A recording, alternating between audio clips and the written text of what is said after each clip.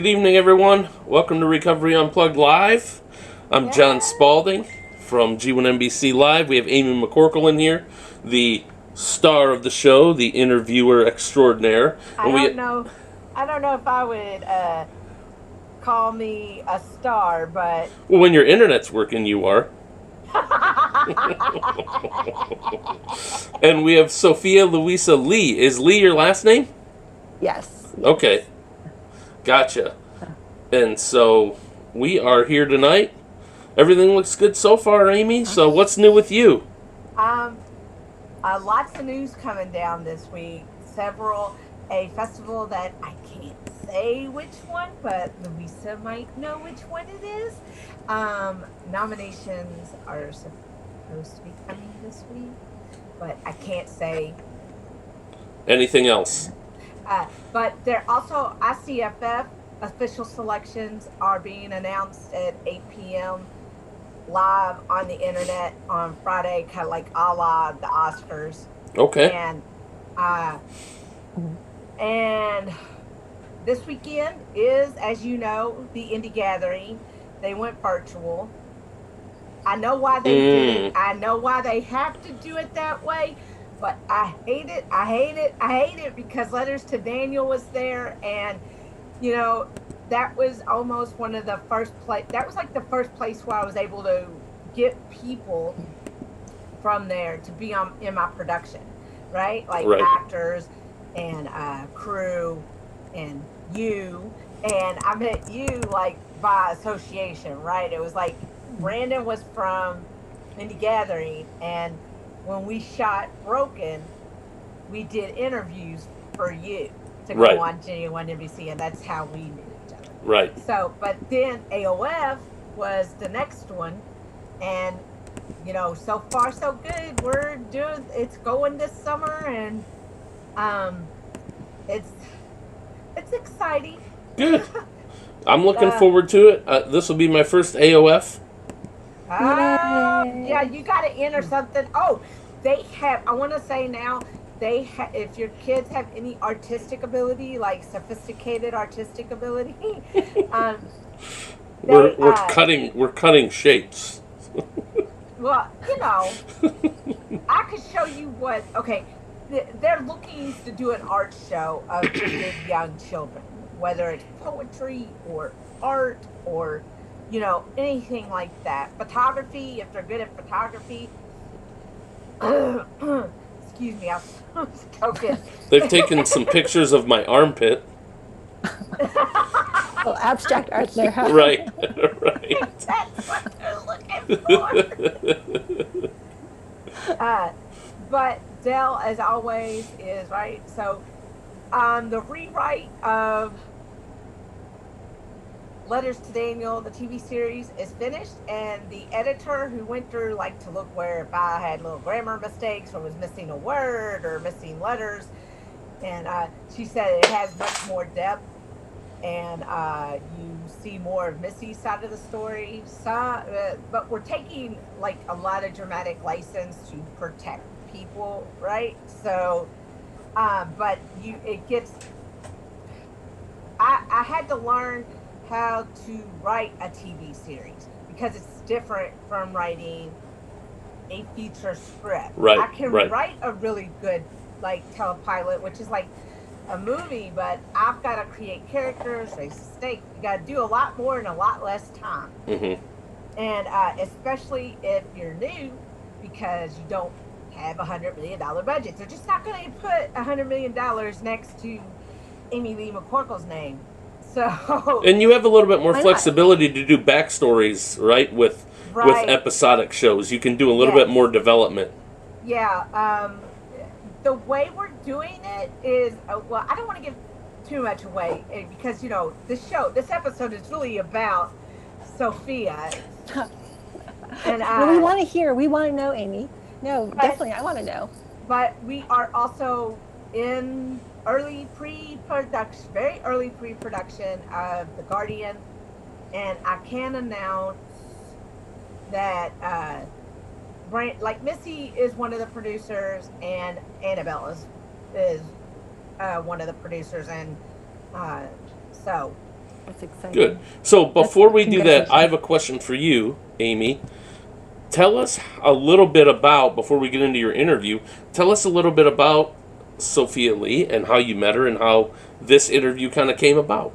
Well, I met Sophia Louisa, I think at the 2019 AOF, the last one that was live. We didn't do a virtual. We just said we're going to roll it over into the next year, and it's going to be a combined 2020.21 event. Get it? The year 2020 and 2021. But I met Sophia, and I just remember being struck by how sweet and how effusive and how accepting of everybody. She really fit the AOF kind of vibe, And there's just a vibe there.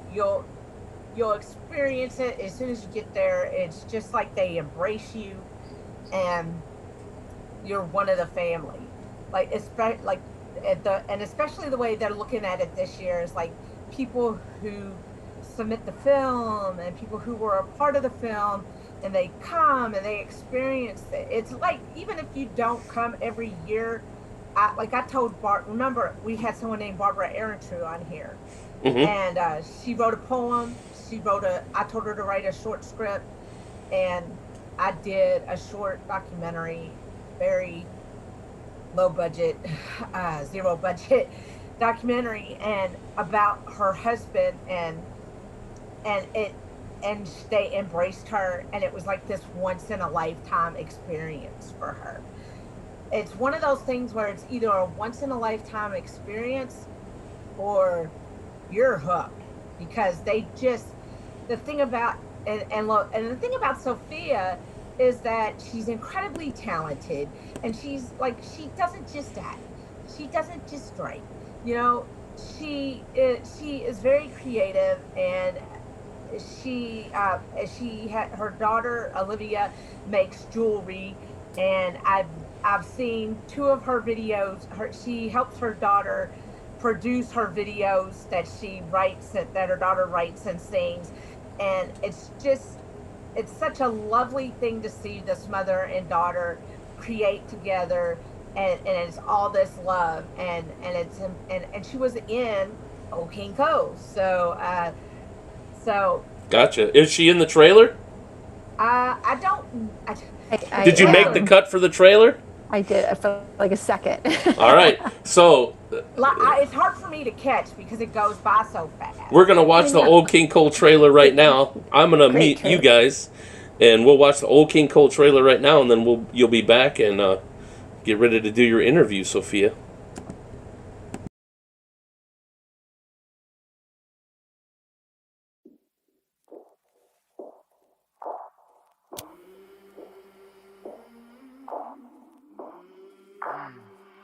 I came from the mud, there's dirt on my hands, strong like a tree, there's roots where I stand. Oh, I've been running from the law, try to catch me howling at the moon.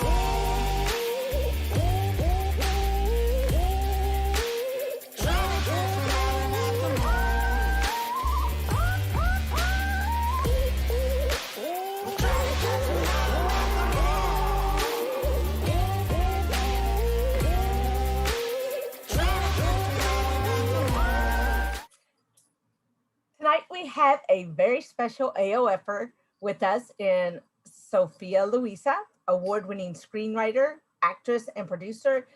She also collaborates with her daughter Olivia on a jewelry line and in producing music videos for her singer-songwriter daughter. Sophia, when I was on your show, things kicked off with an earthquake on your end. Tell us, what's it like to be mid-show and have something like that happen live? Okay, that totally threw me, but you were so awesome. I mean, you were just so cool, and we just rolled with it, and I love that. So thank you so much. I really appreciate you doing that, because that totally took me off guard. You probably, what the heck's going on? And so that was, so thank you. Well, I was just concerned about you because, they can be little, but sometimes they can go from small to much bigger. So I was I was just hoping you would be okay. Well, yeah, it was all good. It was all good, thank God. I have a big old crack in my wall though. Ooh, Because of it. no.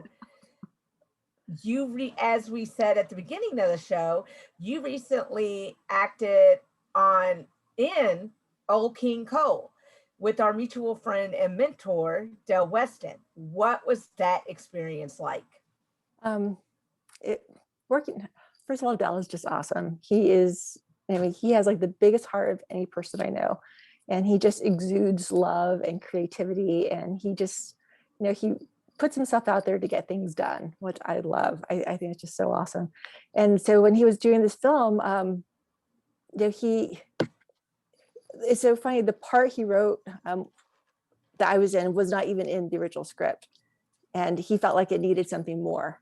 And so we were talking, and he's like, "Yeah, I'm gonna write you in." And I'm like, "Okay, how's that?" I don't know. And so I just trusted him, and he came up with some amazing scenes.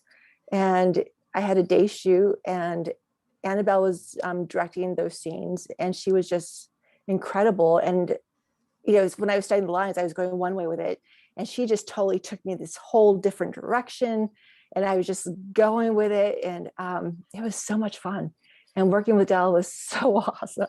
It was such a fun experience. One of the things about Annabelle directing is we're going to co-direct. Oh, awesome. Oh. And so I'm going to get to learn from her. Oh, yeah. I've already learned a lot. I'm not the most perfect writer, but I know I'm a stronger writer than I am a director. So getting to take the next step is awesome. And knowing that Annabelle is like that, and you just, because I think the best directors are the ones you feel safe with, like Exactly. where you feel safe enough to do anything. Right. So, yeah. And then you just do it. And then you just do it. Right. And I think that's, I don't really think it matters how good or bad you are. The main thing is you have to do it, because if you don't do it, you'll never know, and you'll never learn. The most gratifying, I find it just as gratifying to get a nomination or a selection as when I feel really good when people who acted in my film get nominated and get notice, even if it's just, commentary or review, and knowing that their performances were as good as possibly they could be at that point. And I hope that's the hope going, to get better. But I can't, I didn't see you in the trailer. I had, but it goes by so fast. Right. Well, and it's so well done, and so many interesting things going on. I'm just, well, like it's like looking at your movies, and you'll be.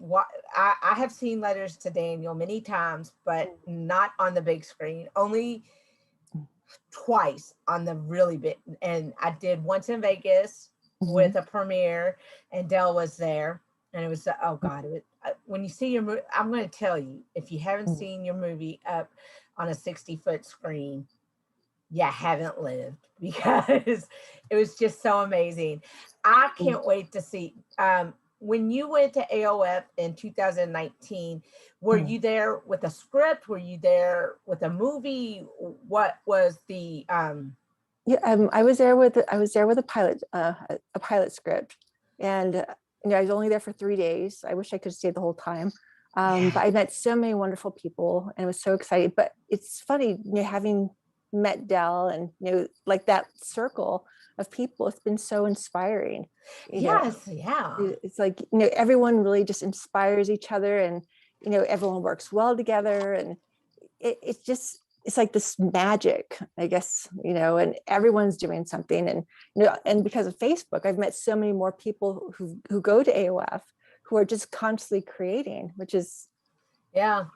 Yeah. I love that. AOF, my first AOF was in 2016. And I'm going to be honest, I was shocked when our little $345 documentary got nominated for 2 different awards.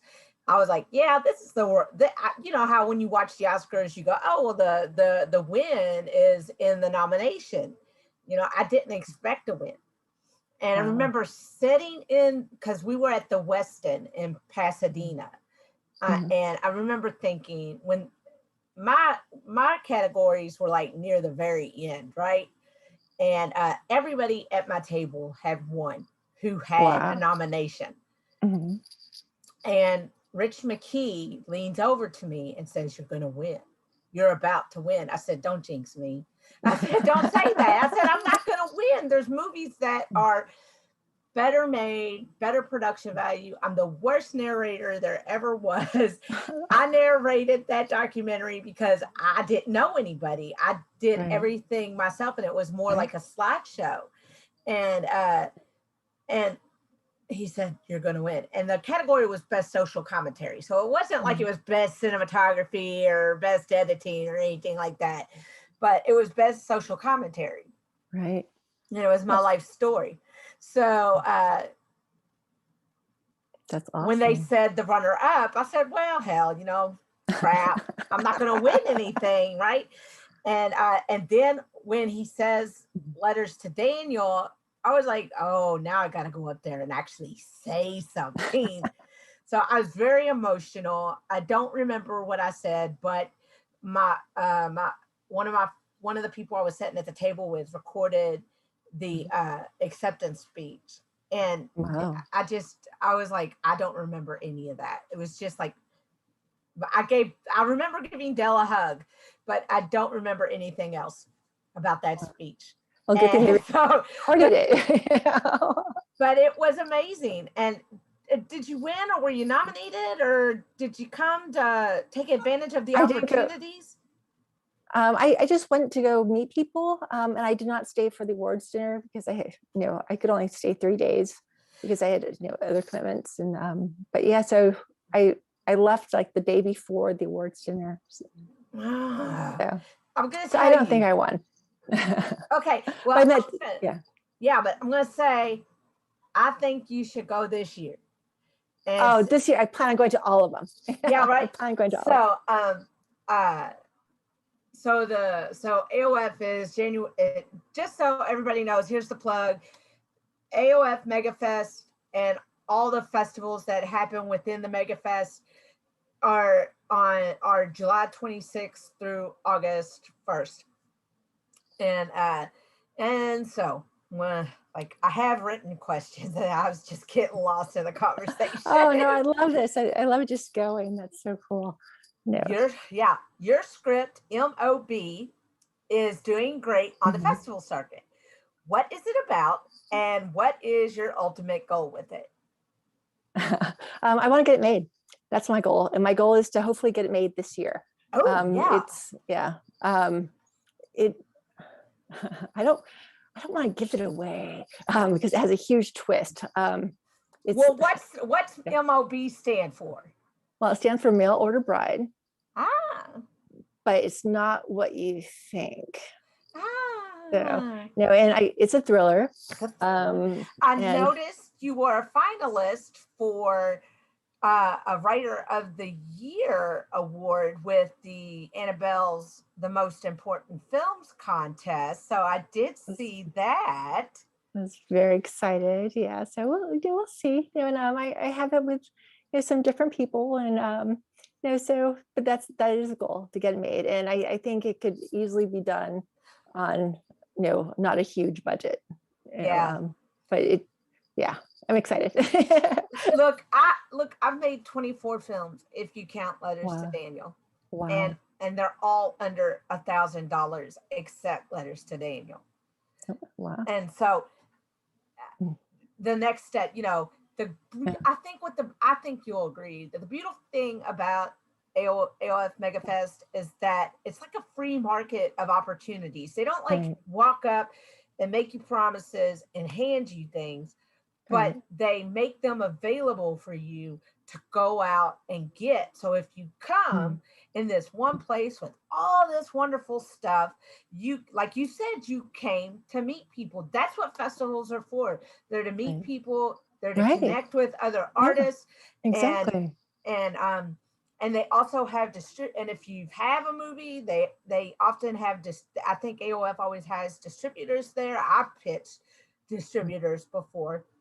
And you know, they've had managers, they've had agents, and in fact, my manager is attending this year and taking pitches. Oh, that's great. Now, see, when I said that, you know, AOF, you know, Dell and the whole family there, they're so inspiring. I wrote a short script and I shot it, and now it's in the process of, you know, being edited, but I plan on submitting it. And my daughter is in it. You know, she hasn't seen it. Yes. And what's so exciting is, you know, she's a very high functioning Down syndrome, but she, you know, she sings a little bit in it, you know, and she has one of her songs is going to be in the movie too. So I'm very, very excited. Yeah. You know, there's a song, an original composition category. So if you want to enter that separately, and of course, you know, enter it into AOF and Hollywood Dreams and all that. But I want you to, I definitely want to showcase your daughter, enter that, and I want her to, you know, having bipolar disorder and anxiety and PTSD, like the first time I went to AOF was definitely overwhelming because that was the first time I ever went. I know there are festivals that are like larger. So just like, you know, when you think about Sundance, you know, where it's just crazy crowded. But I'd never been to a festival as big or as welcoming as AOF. And I mean, Indie Gathering was welcoming, but it's not big. It's more laid back. It's smaller.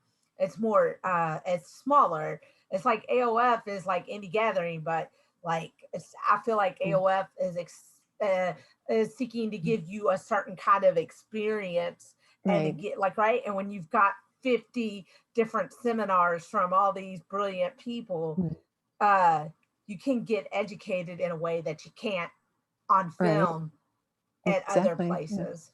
So, and I love that he's always expanding it too. It's like Deer Festival. It's third year, right? Or second year? Second.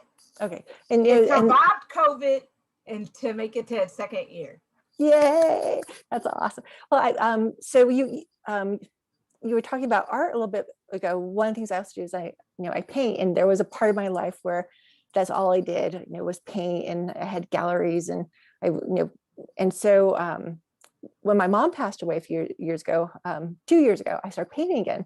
You know, because I hadn't painted in so long, and so I've been painting and posting on Facebook. And so Annabelle and Dell, they called me and they said, well.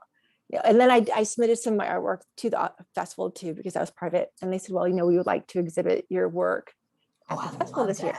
And so I was just so excited because it really feels like I don't have to suppress that part of me. It was like, because I'm writing and I'm acting, I can still be a painter too. And really you're an artist. All of it. Yeah, I'm an artist. I mean, it's like everything,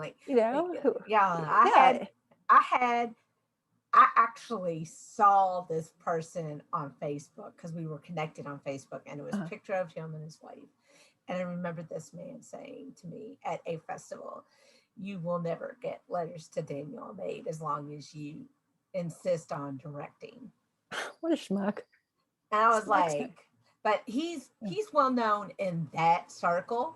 And I was like, okay. And then I had another person at that festival tell me, not the festival directors or creators. They were incredibly kind. They've been supportive of my work, but there was these individuals who, and I was like, and I believe, that writing, you're kind of called to do this stuff. I don't get into God called me to make a movie, but other people do. That's not how my faith works. I feel like I'm supposed to write.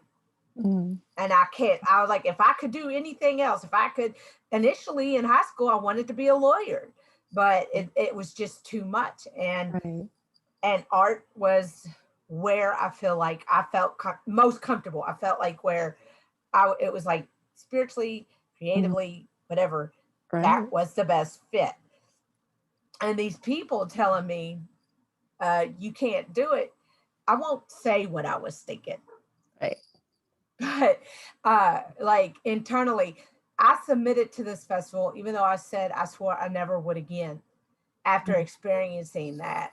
But I wanted to prove to them I had made a worthy movie. Yeah. Now, it was an official selection. It didn't get any nominations, but it did. Like, I was like, I remember, well, it did get nominations.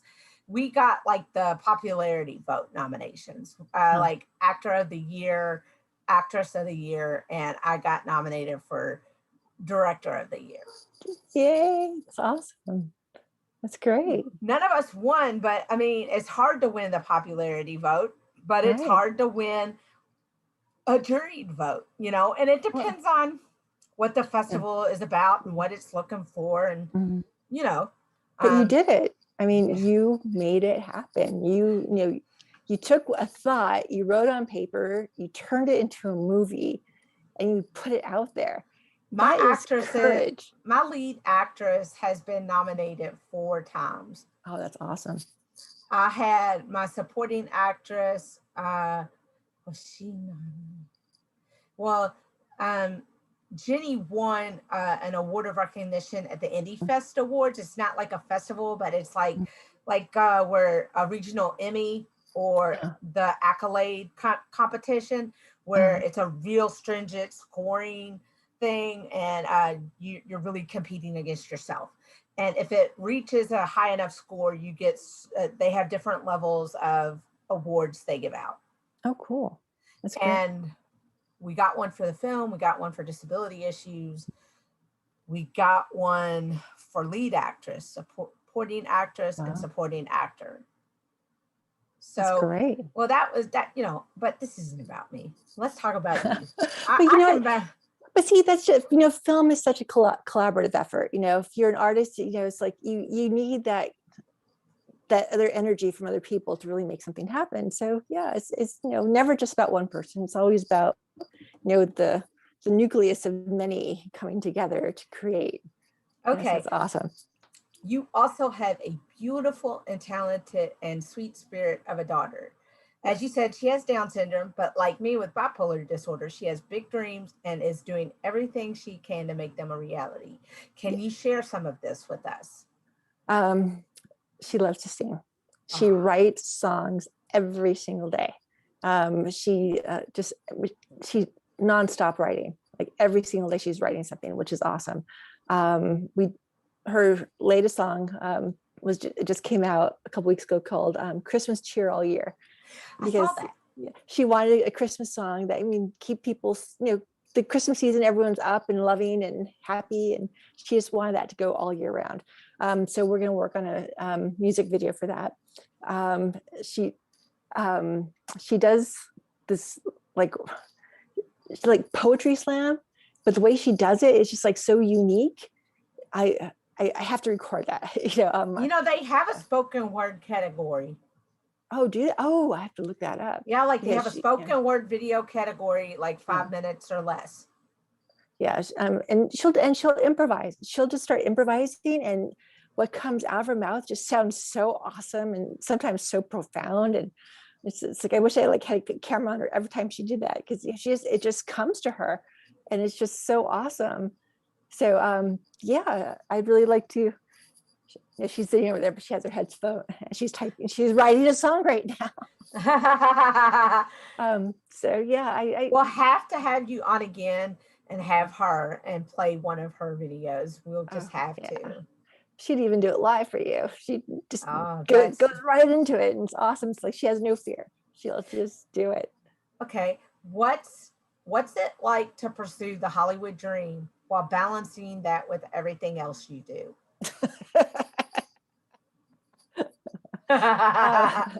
um, yeah. Well, I work full time too. I work in a law firm.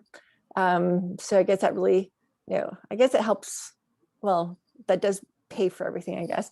But I've always been in the artistic field. So whether it's with painting and running galleries, or, acting, and now, most recently writing and creating short films, and hopefully a feature soon.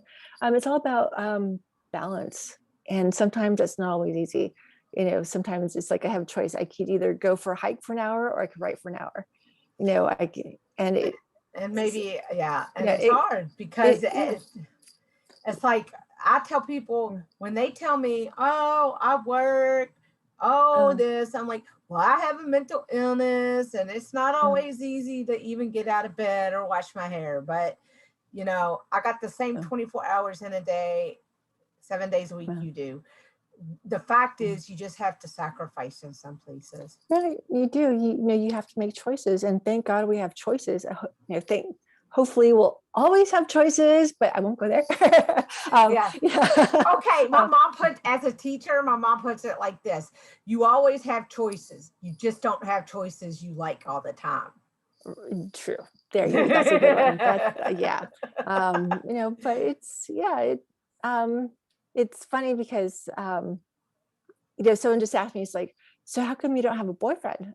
I'm like, well, I'm too busy working. And I'm thinking, it's like, working full time, doing stuff with my daughter, writing, creating, and, and it's not that I don't, it's not that I'm not interested, but it's just like, it becomes right. It's not a priority right now. Yeah. What happened to me was, I was like up one night, and I'm at a point where I do want to share with someone, but I'm not like they say, it'll happen when you least expect it to, and it's really true. Oh, I don't mean to look right. So I don't know what's going to happen. Like we were talking before the show about the individual I was talking to. We have a lot in common. I like talking to him. He likes talking to me. We're very comfortable, and it doesn't feel forced. And I'm like, this is what, and I did not have the best hair on Sunday when I talked to him. I had like quarantine hair, right? So when you talk about a romantic partner, when I think about it, I think about Dale and Teresa. You got two people who work, and their whole family actually are very talented. Everybody in their family is extremely talented, and they work as a unit to make the whole thing go. They have they have similar vision. And I always thought, if when the time is right, it'll happen. Usually when I was talking to these people on the chat, so either you've got a couple of typical things like people who just want to get in your pants and are looking for a hookup, and that doesn't, as Amy Farrah Fowler said on an episode of Big Bang, that does not interest me. So I made contact out of several, because I was on for like a couple of months before these two people popped up, and they sounded real. And then I was talking to one guy, and he was like, well, I've checked on my investments, and I'm not about he goes, I don't really look at jobs I look at them as they provide a way for me to live the kind of life I want to live. And I'm like, meh, right? I was like, it's okay to think that way, but that's not really how I think. And and he seemed like, when I would talk about what I do, he would always correct me and tell me how to do it. And I was like, listen, bucko, I'm not God's gift, but I've been doing this long enough, and I have enough people helping me that you need to not tell me how to do my job. I think I once heard a speaker say, films are like the one place where everybody wants to tell you how to do it. Right. Yeah. And then I'll just give his first name. His name is Jasper. He's a little younger than me, but we really hit it off. And I hope it continue.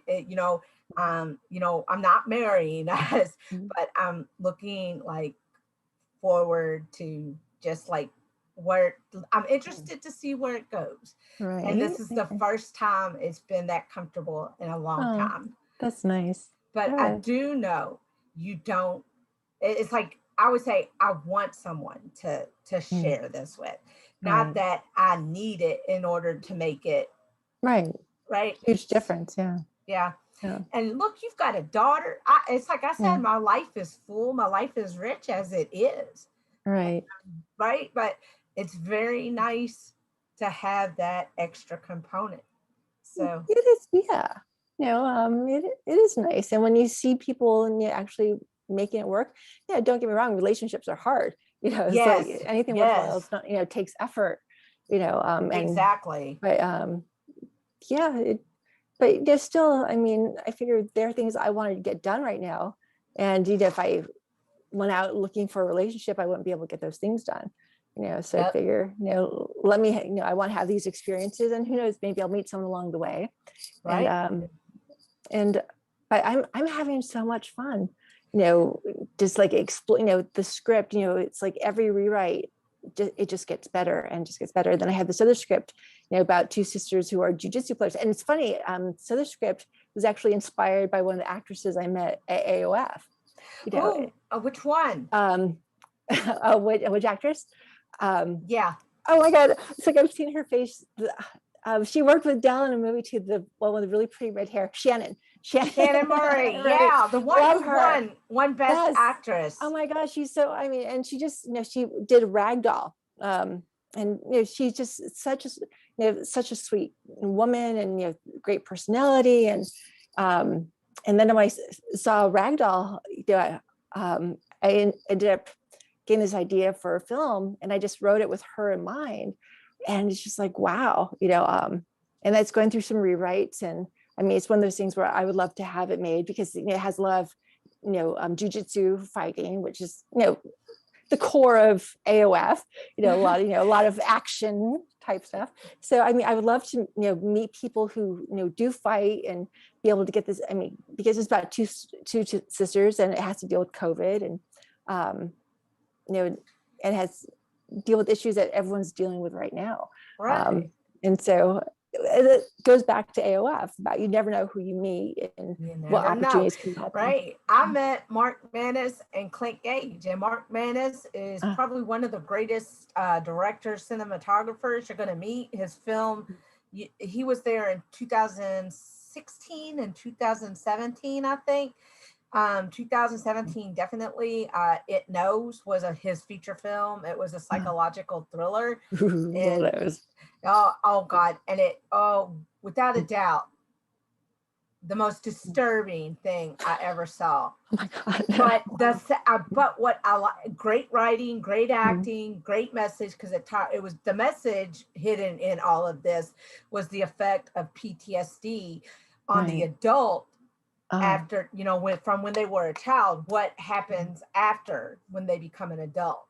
And it was disturbing, but the me was incredibly well written, incredibly well shot, and the cinematography was amazing. And I said, and because me and Mark decided, I said he was my DP on Letters to Daniel, so that's why it looks. He got nominated for Best Cinematography at the Branson International Film Festival. Oh, so fantastic! I'm like so grateful, right? Because the film wouldn't have gotten made. Like there are certain people who were a part of it that were that important to it. So in order for me to take a leap, I had to have people who had faith in me, and I found these people at AOF. Wow.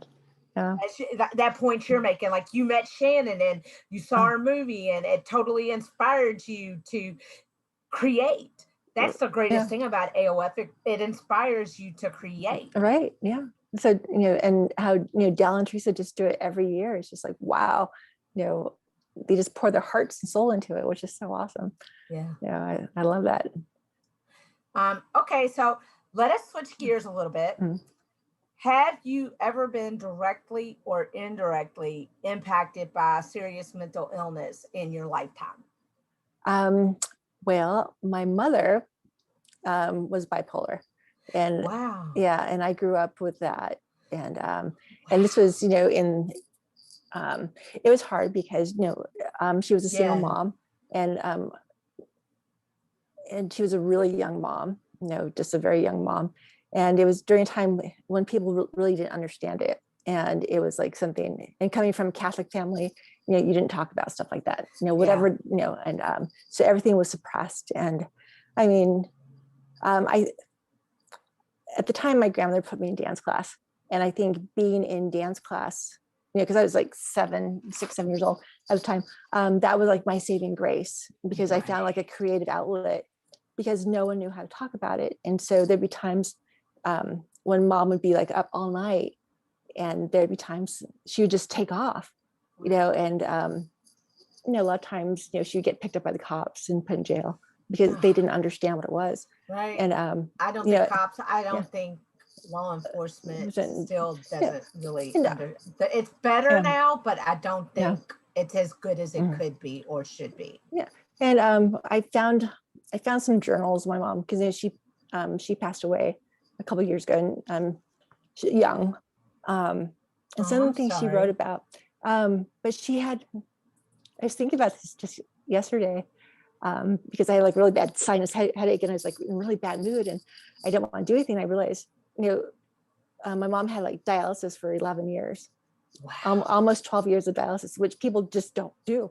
But because she was on lithium for so long, it messed up her kidneys. And but she had such strength, you know. And well, Oh God, I felt such empathy for everything that she went through.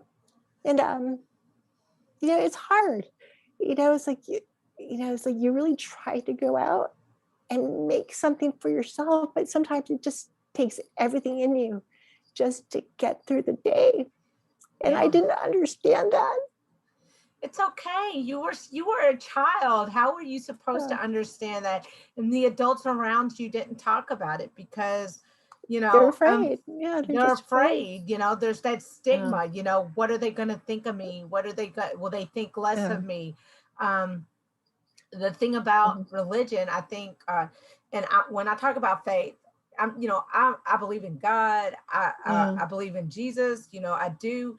But I also believe there is a problem in all faiths to a degree, that they will think medicine is bad, or you should only do holistic things. I think it's a marriage of both.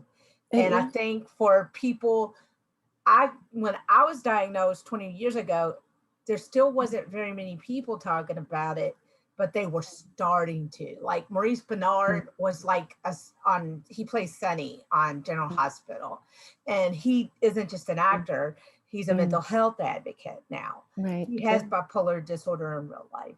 And you shouldn't look, your mom, I think the fact that she had a daughter and who grew up to be as beautiful and loving and empathetic as you proves that she did something right. And that your mom, and I know what you mean. Sometimes, like even with the medicine and going to because it's a lot of different things that go into treatment. Someday when it's raining and damp and cloudy and dark, I do not want to get out of bed, or I can't. Yeah. And but you know, I'm glad those journals helped you understand, you know, and I hope you know you didn't do anything wrong, because you're just a kid. Well, and that's what's hard too, because people don't think about the kid. I mean, kids, you know, and it's interesting. I mean, it goes back to finding that balance. How do you find a balance when you're trying to figure out something so intense?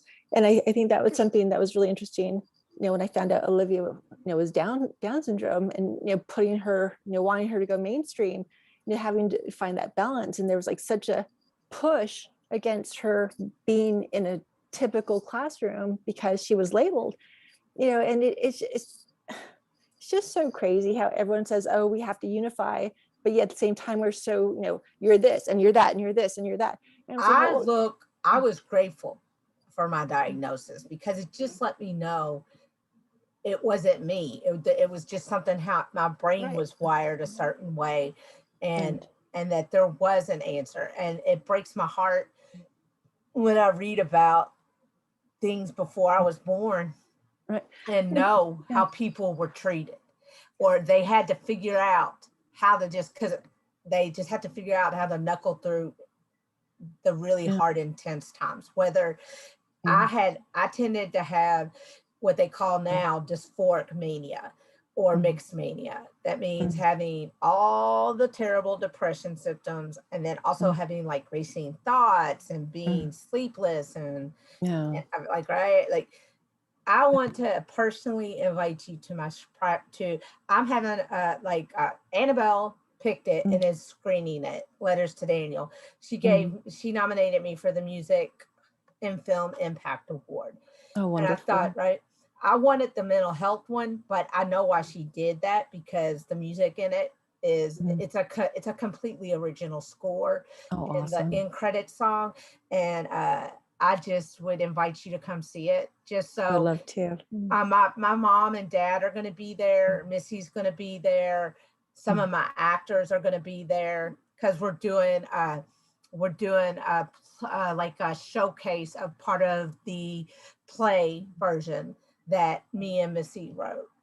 Oh, that's and wonderful. So you're invited to all of that. There's an after party after the screening, so you are welcome to come to that and just talk about this stuff, because I didn't have parents who were mentally ill, but it probably runs on my mom's side, because I have a half sister, and the relative we have in common is my mom, and we both have bipolar disorder.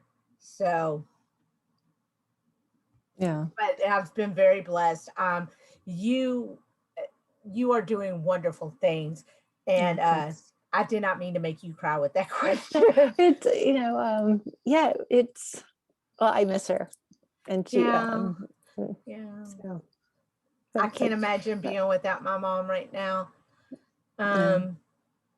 Have you ever found yourself in situations where people are less than kind to your daughter?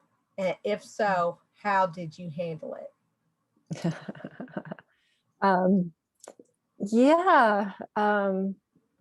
I've come in my old age. I come to see we all have a journey. We're all meant to have certain experiences and certain encounters, and everyone is going through something. Everyone has something, no matter what it is. And so I'm coming to really realize to be, full of love and grace, and know that no matter what happens, it's going to be okay. So when there's some people that are less than kind and or choose to be cruel, I have to remind myself and my daughter that they're going through something, and we just need to love them and send them love and pray for them, and hopefully they can get over whatever it is that they're going through, and just know love in their heart. Like we say in every AOF directors meeting, love everybody. Yeah, just love everybody.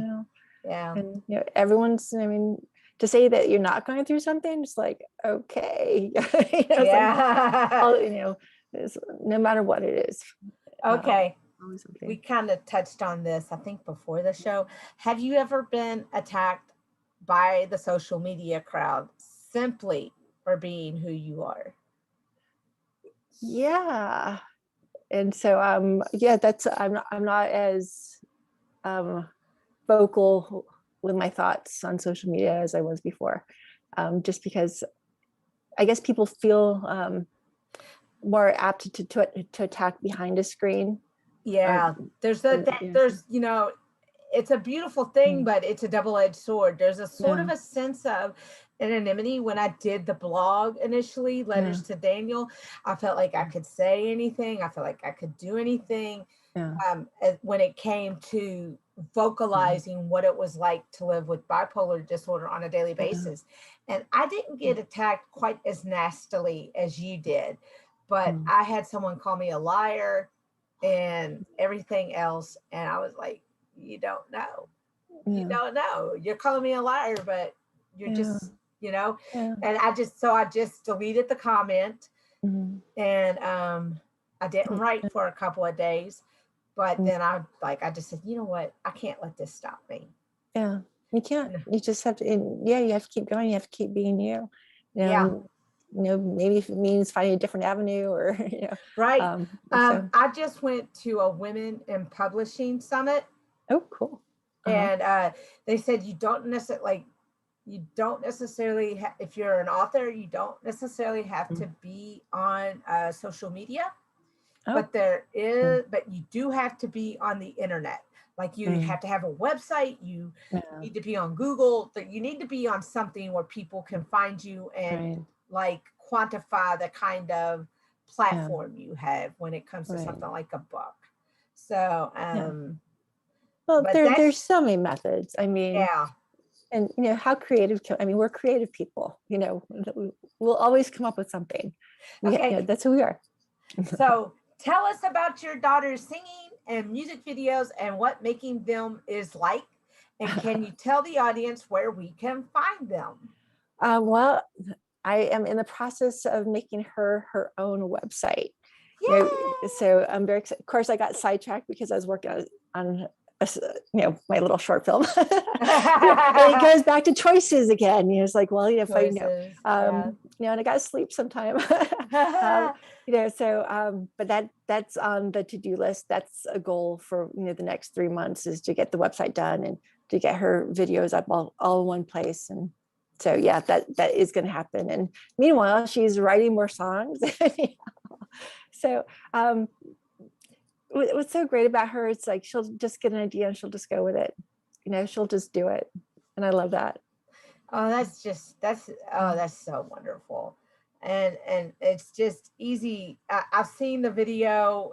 What is it? Christmas All Year? Oh, Christmas Cheer All Year. Yeah. Christmas Cheer All Year. Very sweet video. If you just type it in the search engine on YouTube, right? Well, yeah. I mean, I need to do some tweaking. So. Okay. Well, I won't send them there yet, but the song is beautiful. I got to hear it when you shared it through the first time. So when you get a chance to check her out, everybody do so. Thank you so much. Yeah. What is the jewelry she makes inspired by? And is there a place where we can find it to purchase? Oh, thank you. She last summer, she decided to come up with the goal to make herself 500 pieces of jewelry, because she took a class where she learned how to crochet, and she just started making it with beads. So it has a very chic bohemian vibe to it. Ooh. Yeah. So we have a website, sophialive.com, which I have to update, which I haven't done yet. I try to get her to do it, but she's too busy writing or creating. The technical aspect makes things a little more challenging. But she has some beautiful pieces, and she loves doing it, which is so great. So, and it's funny. I've had a little pop-up store here in Studio City where I live, and they offered her to have her jewelry in the pop-up store. Oh, so that's wonderful. Okay. Finally, let's have a little fun. If your life were a movie, what would the title be? Oh my God.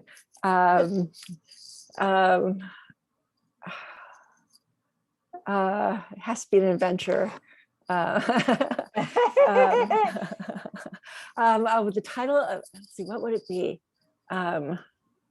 We'll just go with Sophia. Sophia. Yeah. Okay, well, perfect. Yeah. Okay. Yeah. If you could cast anyone to play you in the cinematic universe, who would it be? I can't play myself. Hey, that's what Dell said. Dell said, I play myself. Right? There's computer generation to make me look younger. Okay, so play yourself. That's Right? what that'll work. If you could have dinner with 3 of your heroes, living or dead, who would it be? Living or dead? Huh. Wow.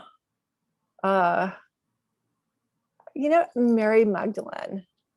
Oh, Yeah. yeah. Yeah. Because I think there's much more to her than people of that. They always give her this rap of being like the horror, and I'm like, Yeah. I think she, I think you scratched the surface. You might find a little more. a lot more. Yeah. And so she would definitely be one. Yeah. Okay. You got 2 more. Two more. Oh, let's stick with the goddesses. Let's go with like Isis and Bridget. It's like it is, was it International Women's Month or something like that? Yeah, it's International Women's Month. Power to the goddess. Okay, what is your dream scenario at MOB beyond just getting it made? What is your ultimate dream scenario for the outcome of your effort from script to screen to theaters? What is your dream for it? Well, I would love to get it to Ava Longoria, because there's a role in there that she would be perfect for, and it does have an element, with Latinas, and it's primarily set in Texas, and I would love to co-produce it with her company. So that would is be my amazing. Dream. Yeah. That would be amazing. Yeah. So I'm putting that out into the universe. Put it out and just put action behind it. Right. But yeah, it's a really juicy role. So I think she'd be great. Do you have representation? As a writer? No. Okay. Not yet. Okay. Well, my manager is going to be out at AOF and Conquering Disabilities, and she'll be there for 2 days. So I will definitely try. Look, she'll be taking pitches. So, and she has the connection. She's been right. So I can't guarantee her, but the opportunity, right? But the opportunity is there. And I'm going to tell you, she's fabulous. If she takes you on, she's a total warrior for you. Awesome. Her name is Linda Arnold, under Creative Artist with a K and no E. So if you look them up and you look her up and you look her story up, I think you'll understand how she's a little bit different than your typical agents out there. Okay. So, and last question. For all the mothers out there with a larger than life dream, what advice do you have for them? Just do it. Just do it. Just do it. Mm-hmm. Good. Okay. I know it's a Nike theme song, right. It's like, do you remember the ice skater Debbie Thomas? No. She was a black ice skater, and when she went out on the ice, she claims that she said Nike stole it from her. She said, just do it right before. It was in the 1980s, one of the 1980 Olympics. But that's neither here nor there. John? Right. You just got it, I totally believe that story. I totally believe that story, to be honest with you. Yeah. What a great interview, you guys. It was so heartfelt. It was really good. You touched on the whole spectrum. Very interesting characters that you would pick to play you, but also that you appreciate and draw wisdom from. Awesome. And then the story about your mom obviously was very heartfelt. Very, very much what this show is about being better advocates and really being able to talk healthy about mental health and how important that is. So definitely appreciate that. And it sounds like your daughter is a star in waiting, so we got to get her to AOF, right? Right, yeah. What were you going to say?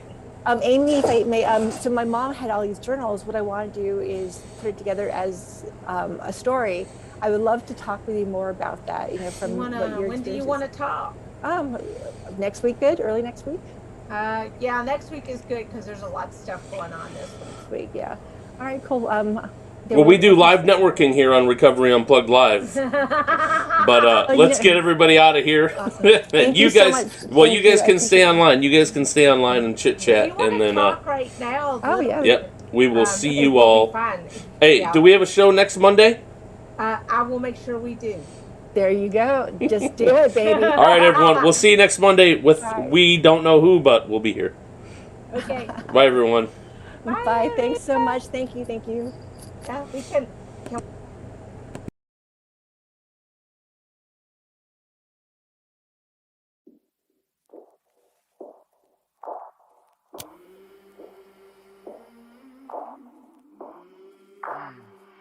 I came from the mud. There's dirt on my hands. Strong like a tree. There's roots where I stand. Oh, I've been running from the law. Try to catch me howling at the moon.